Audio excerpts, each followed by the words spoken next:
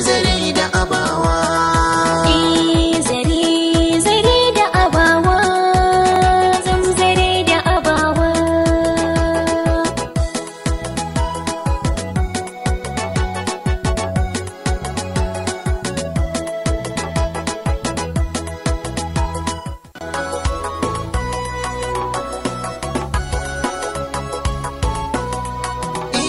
Zare da Abawa. Zare da Abawa. Zare da Abawa. Masu kallo assalamu alaikum warahmatullahi ta'ala wa barakatuhu, barkanmu da daidai wannan lokaci, barkanmu da sake saduwa da ku a cikin shirin ku mai farin jini, shirin Zare da Abawa wanda yake zuwa muku kai tsaye daga tashar Mama Africa Hausa. A har kullum sunana Husaina Abdulkadir dan wato Hajiya, kuma a yau a cikin shirin muna tare da Alice Bwala yar Borno gatar Arewa. sai kuma Catherine Christopher. yawa Sunana Suleiman Tanko Ibrahim wanda kuka fi sani da mai jirgi. mai jirgin sama. Hashuwan kasa. Na gode, dama na kwana biyu ban ji ba. An kwana biyu kin san tun kafin a fara program din kawai naji ina vibrating kawai ina so. Jinja kana ji. Kai dai kawai a ce mai jirgin sama. Tashiwan kasa. Ita ba ta tashiwan sama. San kwana biyu baki ziyarce mu ba. An kwana biyu. Masu kallo a cikin shirin Zare da Abawa na wannan sati zamu tattauna ne akan ranar ƴaƴa mata, ko kuma in ce ranar ƴa mace na duniya gabaki daya. Kun san an ce rayuwar sai da mata, amma ba ni na faɗi ba, kai can a ƙarshe Na mata. A ta wancan shirin ba muna na mata, rayuwa sai da mata gaskiya. To akan abin da zamu tattauna kenan, amma kafin mu zo mu duba muhimmancin shi kan shi ranar da kuma irin shawarwari da tattaunawa da zamu ya kamata mu ba ku lokaci da mu da ku dukan dan je hutu na takaitaccen lokaci yadda muka saba a cikin shirin a kowane sati. Idan muka dawo sai mu daura daga inda muka tsaya. A jirace muna dawowa.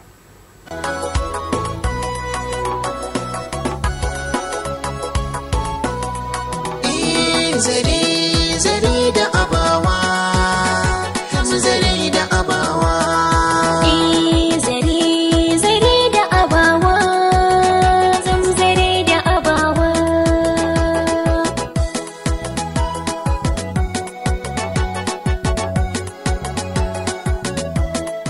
That's importance of barkanmu da dawowa daga hutun takaitaccen lokaci. Idan yanzu ka zo ko kika zo ko muka zo gaban akwatin talabijin ɗinmu, shirin Zare da Abawa ne ke zuwa muku kai tsaye daga tashar Mama Africa Hausa. Kuma ina fata ba ku manta ba, a yau maudu'in mu shine muhimmancin ranar ƴaƴa mata, ko kuma in ce a takaice idan za mu yi jimilla mu ce muhimmancin ranar ƴa mace. Ina muku barka da karasowa. barka da fatan an iso lafiya. To ni ko kin kwana biyu baki ziyarce mu bane, da kika dawo ka daina kallo na, ka bari ina son ji maganar da zaka faɗa. yi magana alaji. To yawwa, da kika dawo sai kika dawo irin da annashuwa, kika dan yi kiba, kika dan yi ko dan yau ranar ku kai baka sa abin da yake burge ni ba. Wato idan muka gama wannan shirin agogonki nan ne zaki dan bani san jin sa cikin kayan sadaki. Ka je kuma ka ba wata. A'a. Kawai dai wani ne fa ya siya mun, sai ni kuma in bayar a kai ma wata. To ake san ai muna tattauna muhimmancin ranar ƴaƴa mata ne. In yaya hakan ma bai yi, ya nuna muhimmancin ta ne ita ma, tunda ya dauka ila ke baki san muhimmancin. Masu kallo suna kallo, za ki bani ko ba ki bani kyautar ba? Zan baka. Zan baka, amma za mu siya mata sabo dal din girmanta ce ta samu sabuwar agogo. Ai na ji dadi, amma mai walƙiya haka. Ba damuwa. Yawwa. Kin san akwai wani kalmomi da Hausawa suke idan irin a ce ba kawai yayi agogo kowane layi sai daga hannu idan yana tafiya. Salamu alaikum. So ina ganin abin da shi yake so yake tun da ya fara maganan kyalli. To masu kallo kada dai ku shafa'a, a yau za mu tattauna ne akan mahimmancin ranar ƴaƴa mata na duniya ga baki ɗaya. Kafin ma mu shiga shi kan shi cikin shirin, ya kamata mu ƙara tisa ma 'yan kallo, sannan kuma mu fahimtar da su shi wannan ranar ya yake a gare su, sannan kuma ya kamata su dinga nuna farin cikinsu ko kuma gudanar da ita kanta rana. Rana ya mace na duniya rana ce da duniya gabaki daya aka yadda a sa domin a nuna yawa nuna mahimmancin ya ya mace a yi celebrating rayuwar ya mace a al'ummarmu yanzu ita fa shin jinsin mata mun san dai inda an danne mu a cikin harkoki da yawa abubuwa da yawa komai ana magana maza aiki in ana magana maza in ma aikin hannu ne aikin ofishi ne za a ce maza ne ke kan gaba komai dai za a ce namiji ne ke kan gaba ko kuka ce what a man can do a woman can do better shi yasa muke nuna kamar muhimmancin rana kamar haka kenan mata jinsin mu muna fitowa mu nuna cewa lalle duk abin da namiji zai iya yi mu za mu iya yi.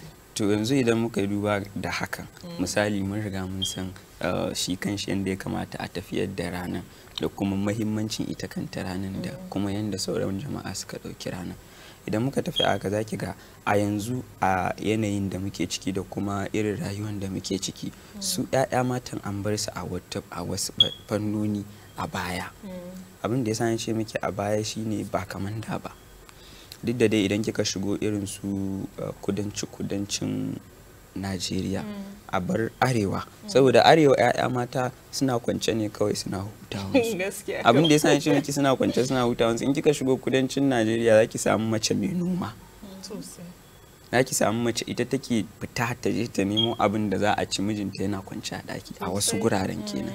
Amma idan kika je arewa babu wannan ita wani lokaci ma an aka ɗauki kuɗin ma aka bata sai ta kalle shi ta turo ɗan kwali gaban goshi ta raina. Wani bako ne wani abokina ne ya taba kawo mun ziyara sai ya ga mata suna aiki wai abu mamaki wai sanda ya zo wurina har da zai koma maganan nan ne yake ta wai ashe mata na aiki na ce lalle mata na aiki wai a wurinsu a arewacin ba irin wannan idan matanka mata fita tana yin aikin da ya kamata namiji ne sa fara da zage ka ce kai kawai ne kana ba wahala. To ina ga kaga kun ga kamar yanzu sai in dawo kanki idan muka bi wannan ranan da kuma yanda muka taho da tsarin shirin idan muka bi ranan sai muka fada ɗan kaɗan kafin mu fito mu dan fada mu duba shi fannin su matan arewacin Najeriya yadda suke hutawa inda a ce muna ba mu irin wa'innan ranakun muhimmanci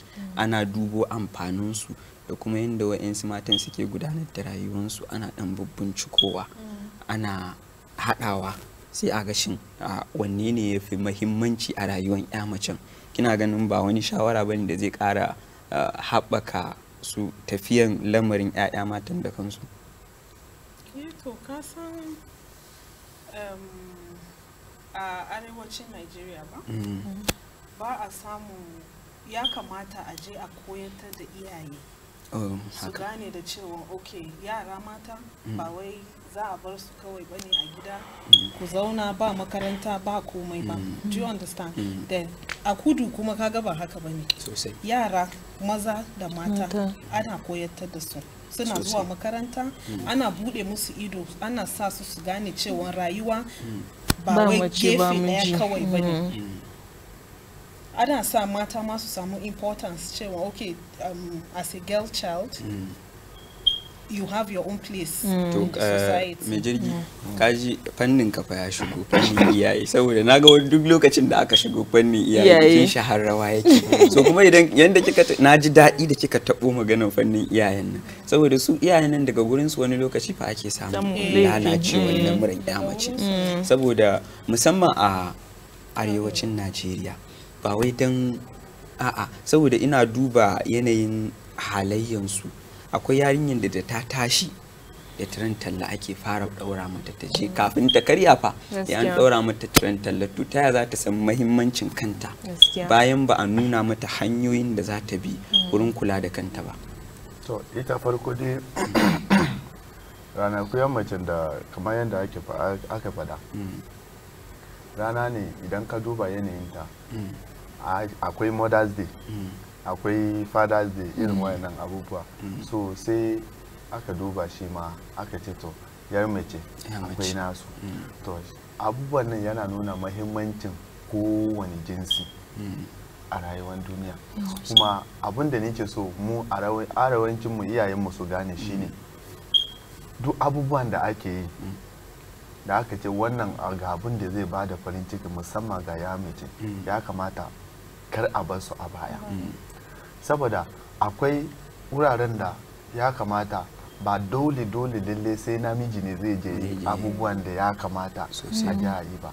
Akwai wani lokacin da idan mata ne aka sa gaba ta shugabancin wani wurare za ka gan abubuwan ta jefin suna tafiya da kyau saboda suna da wani irin wannan hali na tsoron Allah yadda suna da rauni a zuciyarsu suna rike abubuwa kamar nasu ne idan za su yi aiki tsakanin su da Allah daga zuciya da amma dai ina fata ba wai kana shigan musu a'a ban dan shiga musu ba abin da nake so ka fahimce ni shine ka gane ta wannan bangare idan fa aka da wani bangaren ina zuwa kana ji na ta wannan bangare abin da nake so ka fahimce ni shine su iyayen yanzu aka ce yau ranar kunayen mata idan kika ce kaman freedom ne aka ba ita yar mace yau a ce to irin idan ni a matsayin uba ko uwa ya kamata in samu wani kyauta wanda zai iya kawo in ce to yau ranar ki ne a matsayin ke yata na baki wannan kaman bikin ranar haihuwanta bikin ranar haihuwanta to mu da yawancin mu a arewacin mu in ba ranar bikin da za a dora ta kai ta gidan mijin ba a samu wannan abubuwa gaskiya ka gane saboda yawa wayannan suna cikin abubuwan ban ce wai haƙƙi ba amma ta wani bangare haƙƙi ne da ya kamata ka yi ma ita yarka yana kawo farin ciki da annashuwa ka gane so ta bangaren mata rike abubuwa haka ne ta ce ka gane so wani lokaci idan yan matan nan suke nemi freedom na kansu saka je iyayenmu sun ce ai za ta je ta lalace ne to kare ba hankali saboda su matan nan da kake ta cika zakewa a kansu ba tukwane bane ba ne kai ma ka san akwai ranar da bana yadda wayan abubuwa advanced countries su kamar radanku haka kasashen da suka ci gabacin suna ba ma yaran su zaka ga uwa ko uba za su je supermarket ko whatever a je za a sai abu a ba yaro a ce today I'm celebrating your child you know making you feel important oh so I even have my place haka ne to kin gani ma na samu zai karfafa ƴan idan muka fita daga nan wani supermarket yake so zai sa ka samu as a girl child zai sa ki ji daɗi and then zaki so ki abinda rai iyayenki zai kwanta kuma zai ji daɗi for them to do wanda ma yafi wanda suka baki sosai tunda yaro shi yana da wani kwakwalwa wanda baya manta abu a koda wani lokaci idan ka mai wannan shi ma idan ya girma zai mana kasar shi ko kuma ya mana shi kuma ka san yan mata sorry suna da irin wani rike abin nan irin dabi'a wanda idan kai irin a family naka kaman a gidanku a zaurenku ka yi training nasu a ta hanyar da yanayin tausayi su ji tausayin mutane za su tashi da tausayin nan za ka gan halayensu yadda ka kawo su ka yi ba su tarbiyya haka ne za su tashi da halayen nan bayan da za a yi ko idan aka ce mijin mugu ne matan ba za ta taba zama mugu ba saboda ta riga ta saba da wannan hali abun ya shiga jini haka ta girma za ka gan ita yar mace ma akwai wasu abubuwan da irin shawarar da ba za ta yi yayi musamman wannan zuwa ga iyayenmu na maza a matsayinka na uba ba wai saboda ita yarka mace ba wani shawarar da za ka yi da ita sai ka dinga dauke ta a daga karshe idan ta yi girma zan ka za ka yi ta miji baka da wani a'a ka san waye yarka gaskiya akwai wani rauni ta zauna ka yi shawara da iyaye maza da nake so idan na dawo daga bangaren ki nake so in ji saboda akwai wani rauni ta gurin iyaye maza ba kowane uba namiji bane yake kulawa da ɗiya mace kamar yadda yake kulawa da ƴaƴa mata musamman a arewacin mu wani ma yana jin kunyan magana da diyarsa mace ko ya janyo ta a jiki ya san menene matsalanta za ki gare komai uwa ne ita kuma uwan ne ya kamata a dinga sani ita ma fa mace ce kuma tana da rauni ba komai ne za ta iya yawwa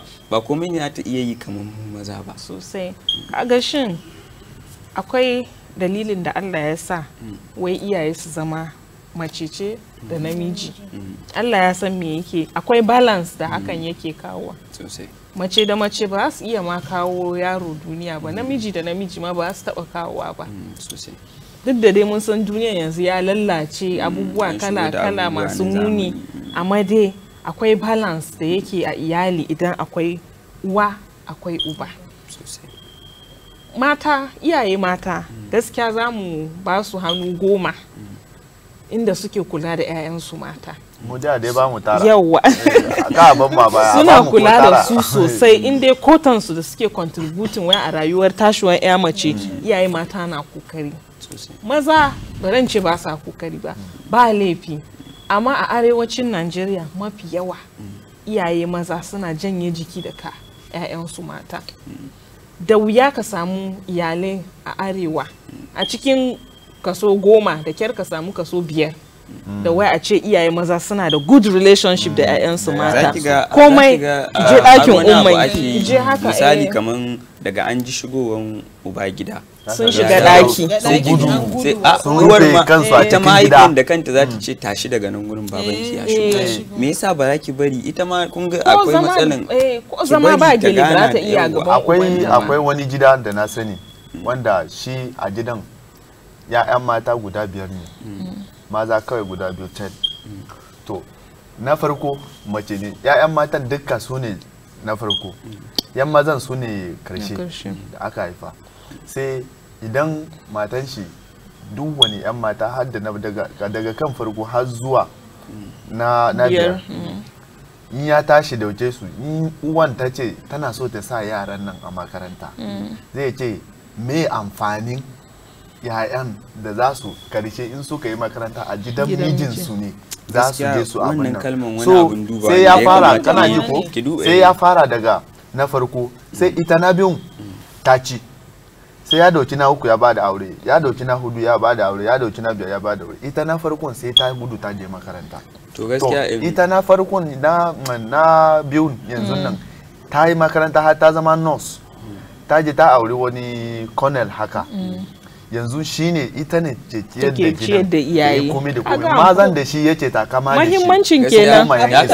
Wannan tambayan dama gurin ki ko baki magana ba gurin ki zan ce ko wannan saboda ya kamata a janyo akwai wannan maganin wai menene amfanin ta yi karatu kuma a dauke ta akai ta gidan miji. To idan ba ta yi karatun nan ba ta yaya za ta ilmantar da waɗanda za ta haifa a gidan miji.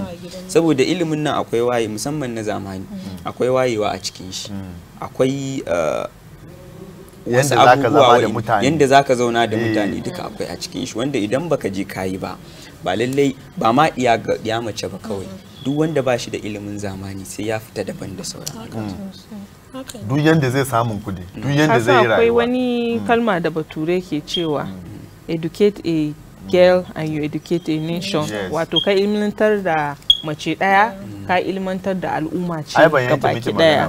Musamman ka je makaranta yanzu musamman malamai da yawancin su mata ne. To idan ba saboda su ne akwai abin da ake kira nani amma irin masu rike yara a makarantar yanzu wayansu yanzu nan mata sun samu yara kamar misali kina aiki a banki kuma ke mai kina da yaro because dole za ki ba mijinki yara kuma saboda yaran ba za a ce kin aje aiki saboda kina da ce ko kuma kin aiki so suna samun su doki yaran nan so kai wajen nani to nani din nan ne zai taking care ta kula da yaran nan ta koya musu har su yi girma ma su fi saba da nanin ma. To yanzu a ce nanin nan bata girma da tarbiyya mai kyau ba ba ta iya taimako ba haka yawa ba za su girma da tarbiyya mai kyau haka ne. Wani irin tsokaci ya kamata ki dan tabo mana kafin mu je hutu na takaitaccen lokaci akan haka?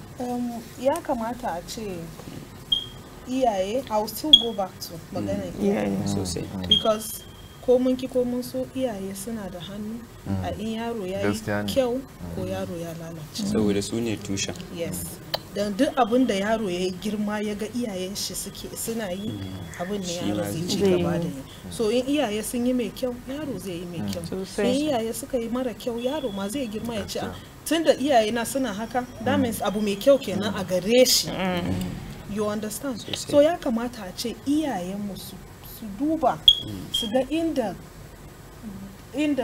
duniya yanzu ta riga ta canza ba kamar da bane ka san da can ko an je makaranta ko ba je makaranta ba kina ya mace kawai a wurin nan dai shine karshen kin kai shekaru 10 12 15 16 a auren da ita that is the only thing ya mace take da kyau ma wannan gaskiya amma yanzu ga mun karfi bai kamata ta yi komai ba amma in ka duba yanzu a duniya ga baki daya ba inda za a kira namiji daya biyu uku da ba za ka ji sunan yanzu su ma namijin ma ba sa so su auri yarinyar da bata je makaranta ba. To yanzu ina amfanin ka aje yarka baka ilmantar da ita ba, bata maka amfani ba, bata maka amfani ba, kaga ba da wannan abin duba ne kuma ya kamata a ce mun duba akan hakan, amma kafin mu shiga ta nan bangaren ya kamata mu je mu jika makoshin mu da ruwa, inda idan muka dawo su kansu masu kallon mu za su ƙara sakin jiki sannan kuma su zauna su fahimci me muke nufi. Masu kallo da mu da ku mu je hutu ne takaitaccen lokaci, inda idan muka dawo za mu daura daga inda muka tsaya. Muna dawowa.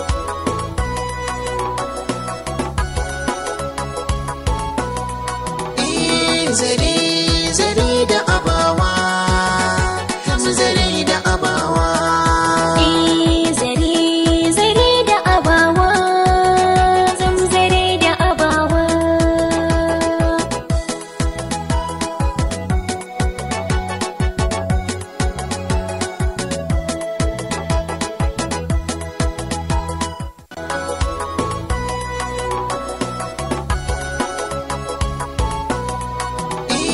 Zare da abawa, zare da abawa.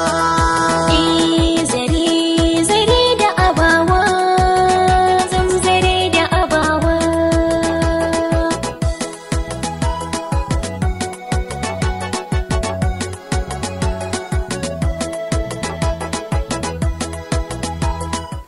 Masu kallo barkanmu da dawowa daga hutun takaitaccen lokaci. Idan yanzu ka zo ko kika zo ko muka zo gaban akwatin talabijin din mu, shirin Zare da Abawa ne ke zuwa muku kai tsaye daga tashar Mama Africa Hausa. Ina muku barka da dawowa daga hutun takaitaccen lokaci. barka da dan ha Dan ha wato hajiya. an yanke kenan an cire layu jiyan daga wurin. Ni ba ku ga ba ku sani ba ko saboda muhimmancin ranar 'ya'ya matan ne aka samu dan ha. Gashi kana ta farin ciki baki ji ba dan hajiya. In ba hajiya fa kai ma baka nan fa. Wallahi sai in zama abin tausayi ita dama rayuwar ga sai da fuskar. hajiya Sai da hajiya.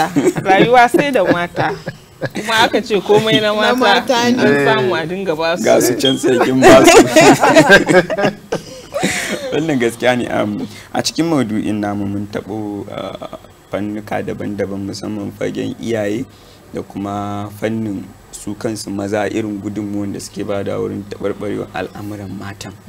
To yanzu abin da ya kamata mu duba shine su kansu 'ya'ya matan, saboda akwai wayanda su kuma ake ba su daman amma kuma su watsar da dama. An ɗauke ki an kai ki makaranta, ba makarantar kike zuwa ba. An ɗauke ki an sa ki koyi aikin hannu, ba gurin aikin hannun kike zuwa ba. A maimakon kin ɗauki jakanki kin shirya za ki tafi makaranta, a'a kin tafi wani yawon naki ne. At the end of the day kuma sai kiga kin kawo result mara kyau gida. A maimakon ke ki zo ki faɗi cewa kin samu A1 ko kuma babu carry over, a'a sai a ƙarshe likita ya zo yana ba da nashi ba da bayani zo da tara. cewa to ga A1 da ka samu da kika samu. Shi ta wannan bangare gaskiya ne, za a dan taba wajen su yaran matan kuma a dan taba iyaye, saboda aka ce yes aka ce turawa suka ce charity begin at home. Idan kai iyaye ka tarbiyyatar da yaran ko kuma yaranka a gida, dole in suka fita za su rike tarbiyyar da kika ba su ko ka ba su ko da ka ba su su rike darajar nan da hikiman gidanku, saboda ba wanda zai so ya fita ya je ba iyayen shi zaji a waje. Lallata sunan ba yanda a ce ina sai yau ina zagin iyayen wani, ai ba zai ji daɗi ba, saboda mene yana darajar iyayenta kuma yana girmama su. So abin da nake so mu gane shine tarbiyya na da cikin wayannan abubuwa wanda idan ka tarbiyyatar da su, idan kika ce saya a nan za ta saya, kuma da kulawa kuma na biyu kenan. Idan ka sa yaro a makaranta, ya kamata matsayinka na iyaye kana kula da shi. Yaya makarantar take tafiya na farko kenan, ka samu irin good relationship, irin shakuwa da malamin makarantar wanda zai dinga zama kamar ido maka a gare shi, a gare ka, a gare ta.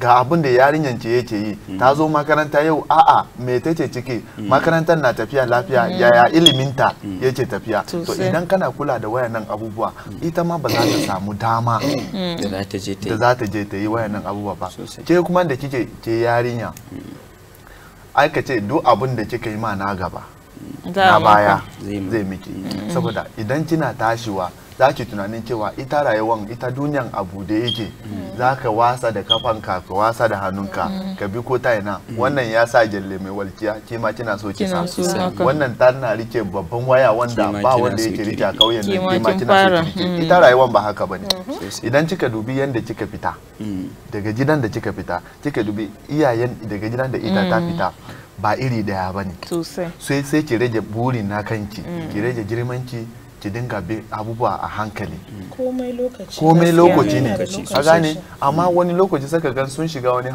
halayen da za su ce ai wannan ta sa a baya ko kuma ta sa rigar nan ni ma zan yi shine ke kawo wayannan abubuwa at the end of the day wayannan kaya idan kika sa a karshen ta wata uku wata hudu yayin su ya fita yayin ya riga ya fita sabon yayi wani kuma to shi kin sa kanki a cikin wani matsala da ke baki sani ba kudaden nan ya kamata ki tara su gobe in kika je gida ko kina makaranta kin dauki naira 10 kin ce mama ungo saya kunu ki sha ko kuma saya maji a yi abinci a gida albarka ne za su sa miki sai ma ba za ki rasa ba albarkan iyaye abun da ya kamata mu yaya mu gane kenan bari in dan sai a bangare na saboda akwai abubuwa da yawa amma bari in dan sa dan kadan shike yanzu sosai ai ta jirgin mu a sama yake zuwa sai mu dan sauka kadan lashewan kasa ka ki san ce inda akuyan gaba ta sha ruwa to na baya ma in ta zo nan za ta sha sannan kuma shi idan malam bai ja kunyan hawa jaki ba to jaki ba zai ji kunyan tika shi daga sama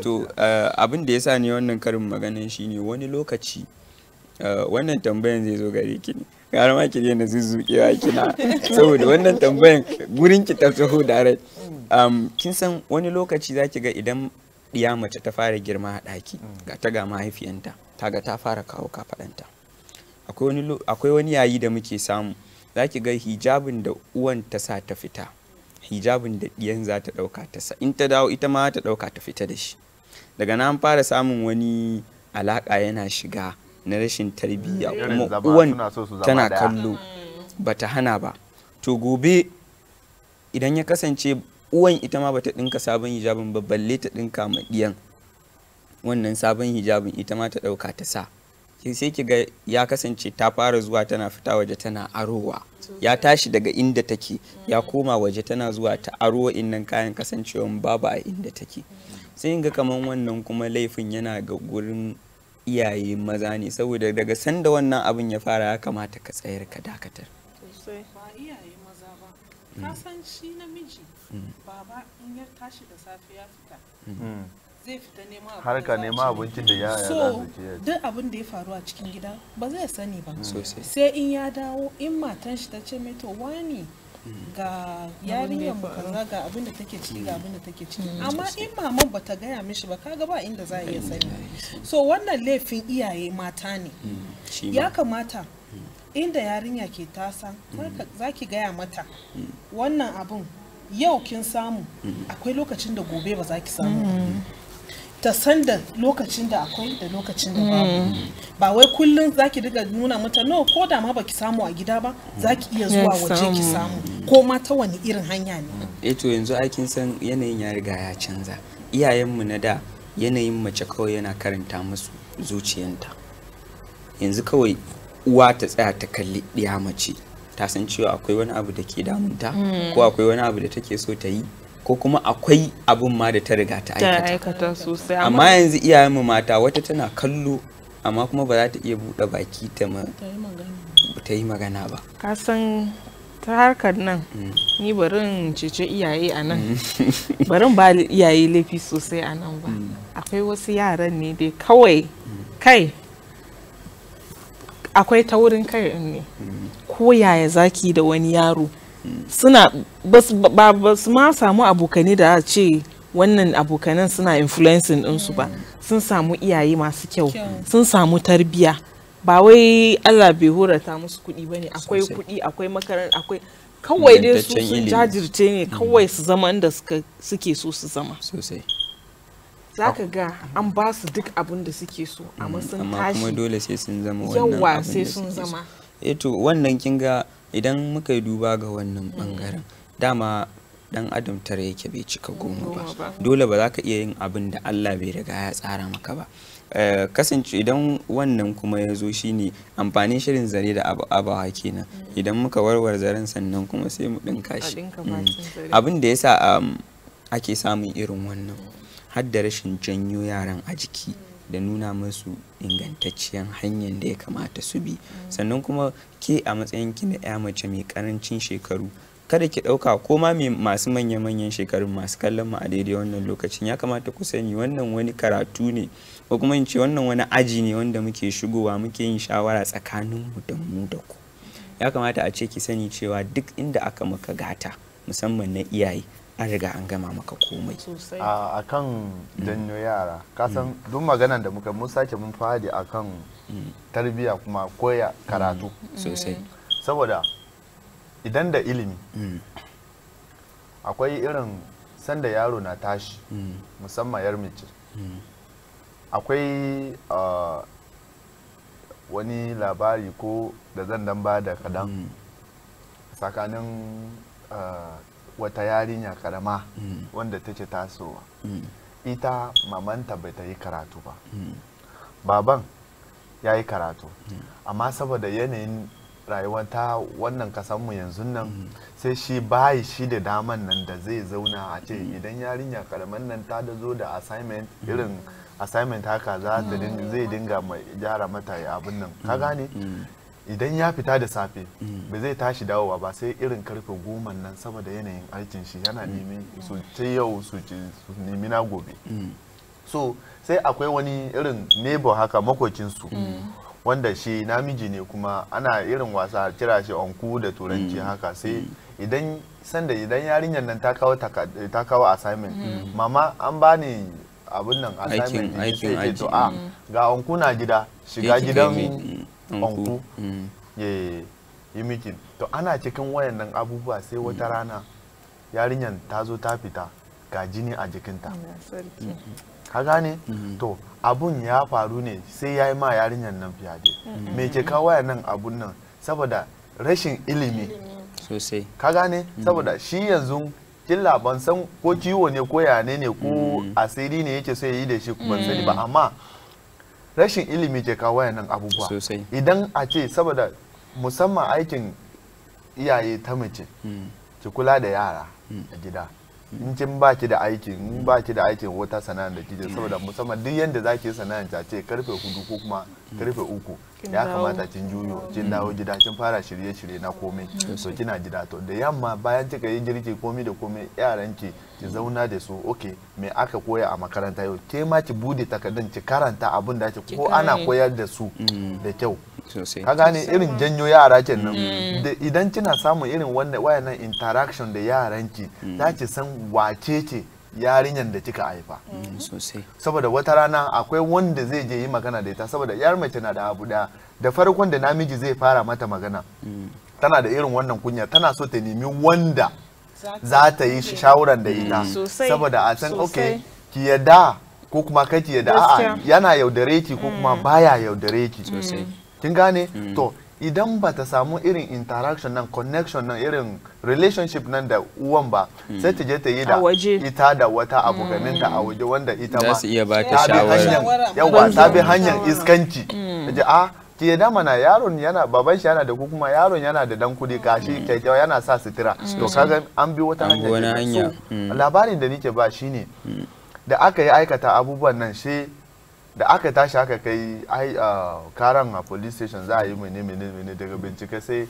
shi namiji zai ce ai ba laifin shi bane saboda ita ta kawo kanta turo ta ake yi ka gane so to ilimanta da yara so idan kina samu janyo yara janyo ta ki san me take yi a makaranta wani irin abokane take tare da su wani irin abubuwa ke da kanki ki zama kawan yarinyan ki ba wai idan kin zama kawan yarinyan ki kun zama ko kuma kuna bakin kaman sara babu girma a'a akwai abubuwa rules inda za ta taka inda ba za ta taka ba. Sosai wannan Ka gaskiya gane? ne So, saboda duk wani wayannan abubuwa ya kamata lokaci a yara duba. ma suna kwaikwayon abin da suke gani ana yi yana burge su. Idan kina yin abu na zamani kuma kina buɗe mata idanunta da abubuwan da za ta yi wanda zai inganta rayuwanta da kanta za ta dinga kwaikwaya daga gare ki ke mahaifiyan tana yi. Misali irin yanayin yadda kike sa kaya, irin yanayin yadda kike tafiya, wata yarinyar ma ki ga har yadda mahaifiyanta take magana inda kike ita ma tana kwafa ubanta tana yi. reni magana haka za ta yi. Akwai Sosai. wata jaruma wanda an saninta sosai a Nollywood industry. Misali kenan a kudancin Najeriya wanda an santa sosai. Yanda take yi abubuwanta da yaranta a cikin gida abun na burge mutane. Zaka ga wani lokaci suna da swimming pool a gidansu. Ita da 'ya'yan za su yi wasa kamar yara su je su fada swimming pool. Idan ranar karatu ya zo za su zauna su yi Serious. karatu.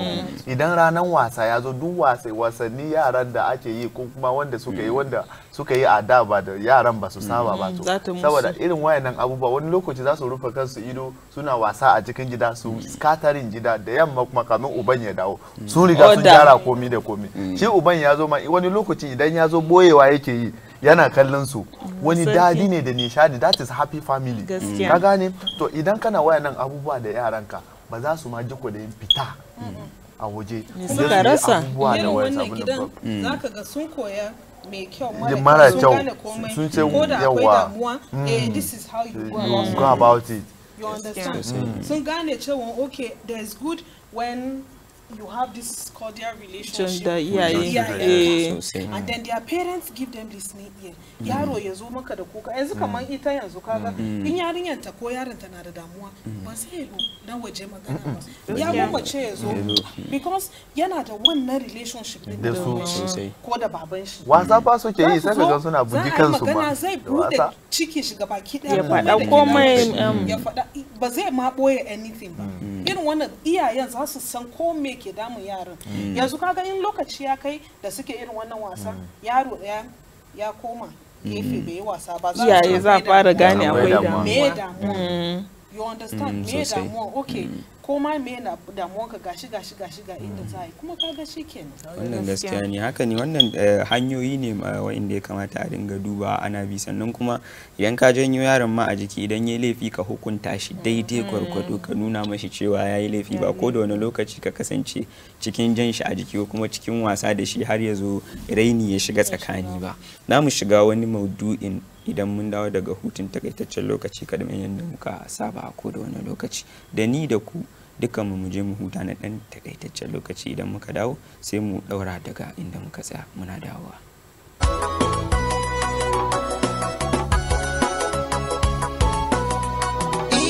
Zare da abawa, zare da abawa. Zare zare da abawa, zam zare da abawa.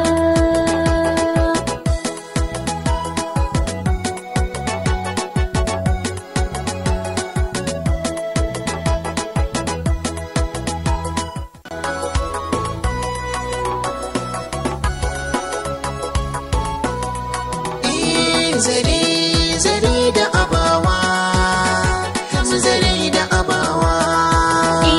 Zare zare da abawa, zam zare da abawa.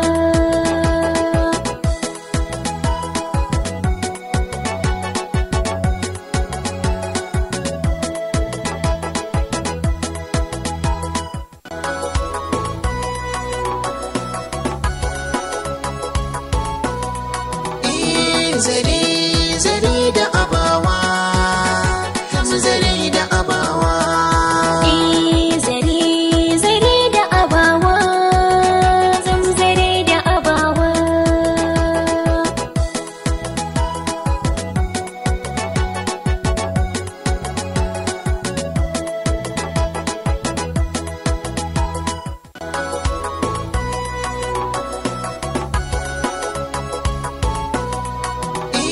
Zare da abawa, zare da abawa.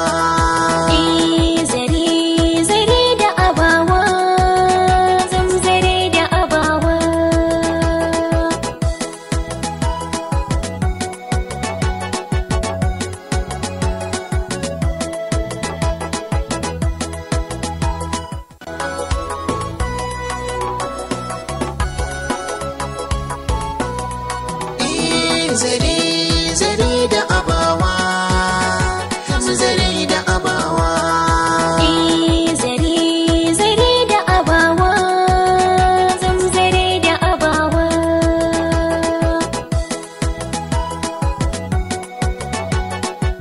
masu kallo barkanmu da dawowa daga hutun takaitaccen lokaci. Idan yanzu ka zo ko kika zo ko muka zo gaban akwatin talabijin ɗinmu, shirin zare da abawa ne ke zuwa muku kai tsaye daga tashar Mama Africa Hausa. Ina muku barka da dawo. Masu jirgi dan ha, bari ku ji bari ku ji dan ha wato hajiya ha. Sai an sha tun larabawa ake bari in mun tashi na ce in mun tashi zan yi dan ha manya ke garin ha kuma sai numfashin ka bita kuma wannan gaskiya ne. A masu kallo kada ku manta mun taɓo wurare daban-daban musamman kan maganan da muke na mahimmancin ranar 'ya'ya mata. Mun taɓo iyaye sannan mun taɓo su kansu 'ya'yan, saboda mun faɗi cewa akwai ɗiya macen da ake bata dukkanin daman da ya kamata ita ma ta ba da gudunmuwa wurin inganta nata rayuwa, amma kuma sai ta yi wasa da damanta. Kuma ita dama so ɗaya ake samun ta idan ta riga ta wuce ta riga ta wuce. Yanzu kuma a ƙarshen shirin kafin mu naɗa tabarman shirin ya kamata mu yi kira ga su al'umma da kuma su kansu 'ya'ya matan da manyan da ma wa'inda ba su taso ba, har ma da wa'inda suke cikin an zo a samu su Mama Africa Hausa su kalla sai su gane me muke nufi. Ya kamata mu kira na musamman ga su 'ya'ya mata saboda su dinga inganta rayuwarsu. Misali kai yanzu idan na fara ta kanka mai jirgi, saboda ka fara tashin jirgin ka yana taking time kamin ta tashi. Yawa to kai ta wani bangare kamata kai kira ga 'ya'ya mata? Ta bangaren saboda kasan a kowane lokaci yau dai muna kan shirin ranar 'ya'ya mata. Na farko mu koya yadda za mu dinga ba 'ya'yan matan mu farin ciki daga bangaren uba musamman na mata kasan mu sarkin basu ka gane mu ba 'ya'yan mu 'yan mata farin ciki, mu saurare su, mu dauke su da mahimmanci, kan mu dauka cewa a'a su 'yan mata gidan miji ne kawai suka karasa, a'a mata ma su ma suna samun irin suna da wani ta bangaren su wanda suna da amfani sosai wa rayuwar duniya, a rayuwar musamman mu a maza, saboda akwai abubuwa musamman 'yan mata sun fi ji tausayin iyaye fiye da mu 'yan maza. So idan ka ba su wayannan abubuwa ka janyo su, ka ba su wayannan tarbiyya kuma ka ba su ilimi da suke so, ka gan gobe idan 'ya'yan maza in suka dauki harkan matansu a gaba, ita macin duk abin da mijin za ta yanka mata dan kadan za ta tura, ita ma ta yanka ta raba ta biyu ta tura maka, ka gan kai ma zai taimaka maka. Saboda haka don Allah muna kira ga iyayenmu kuma da masu kallo da mu ma matasa mu kula da wayannan abubuwa, saboda ko mu ma matasa mu wata rana mu ma za mu zama iyaye. So da ni da ku dukanmu muna ba kanmu shawara, mu kula mu lura da abin da mu ba ra'ayanmu mata mahimmanci kuma a ba su ilimi. Kin san an ce kowane allazi da nashi amani. Yanzu za mu ji daga gare ki ne wanne ne naki? To ni yanzu advice na ma yara mata shine at every point, a kowane lokaci a rayuwar mu yara mace, mu ga every opportunity, we should use every opportunity da amfani da dama, kowane dama da ya zo gare mu mu amfani da shi, mu ilmantar da kanmu, ilimin zamani, hali, mu gyara hali, in fact kowane bangare mu ilmantar da kanmu, because whether we like it or not, kasan mace komai a duniyan nan, let me use that word, a hannun mace yake. In gida ya yi kyau hannun mace yake, in bai yi kyau ba hannun mace yake. So a kowane lokaci mu ilmantar da kanmu, mu samu tsoron Allah, a samu ilimin zamani, mu gyara hali, sannan kuma mu gyara jikinmu sosai, which is very important. Akwai jihar da na mace ta ce deputy governor, idan ba ta yi ilimi ba fa, yanzu ka san rayuwa nawa ne ta taimakawa sosai as a deputy governor. So an nuna mahimmancin mace nan.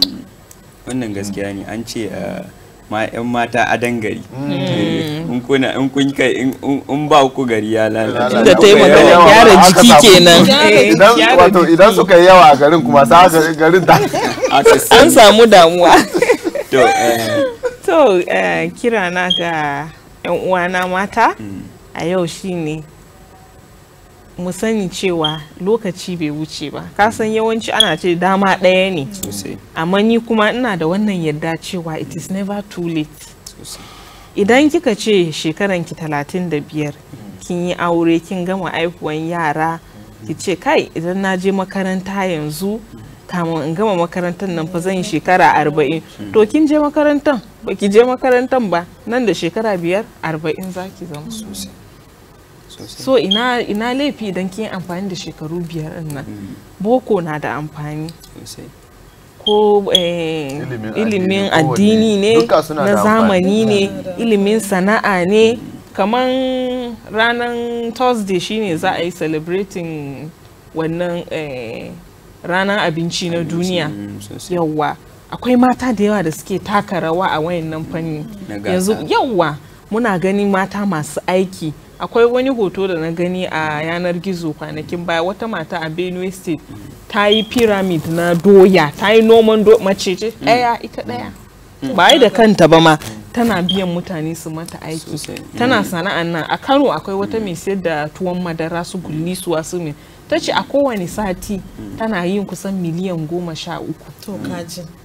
Tuwon madara abun 10. It is not too late. Kira ne ga mata, ko ma ya ne shekarunki, ko ma wacce hali kike ciki yanzu, akwai lokaci za ki iya fara. Ki zubar da girman kai, ki zuba ba abun kunya ba ne. Sosai ba abun kunya. Ki taimaki kanki, ki taimaki 'ya'yanki, ki taimaki al'umma gabaki daya. Wannan gaskiya ne, kuma muna fatan 'ya'ya mata duka za su ji kiran da muka yi a cikin wannan shiri na wannan sati, kuma su gyara duk inda kika san kina da kuskure ko kuma tangarda a rayuwanki. Idan kin ji a ciki sai kuma ki gyara, idan kuma baki ji ba za ki iya turo mana sako ta kafafen sada zumuntanmu a wato Mama Africa Hausa. Duk kafan sada zumuntanmu da kaje ko kika je ko muka ji, to mu sani Mama Africa Hausa shine sunan shafukanmu na sada zumunta. Kuma muna fata dukkanin abubuwan da muka tattauna a cikin wannan shiri na wannan sati ya zama alkhairi, kuma ya kasance an gyara akan gyaran da muka taba. Sunana a koda yaushe, a kowane kuma a kullum a cikin wannan shiri shine Hussein Abdulkadir dan wato Hajiya. Kuma a cikin shirin mun tattauna ni tare da Alice Bwala, yar Borno, Gatar Arewa. Catherine Christopher. Wato da wanda kuka fi sani da mai girgi, wato da mai girgin Suleiman Tanko Ibrahim. Muke cewa wassalamu alaikum wa rahmatullahi ta'ala wa barakatuh. A huta lafiya.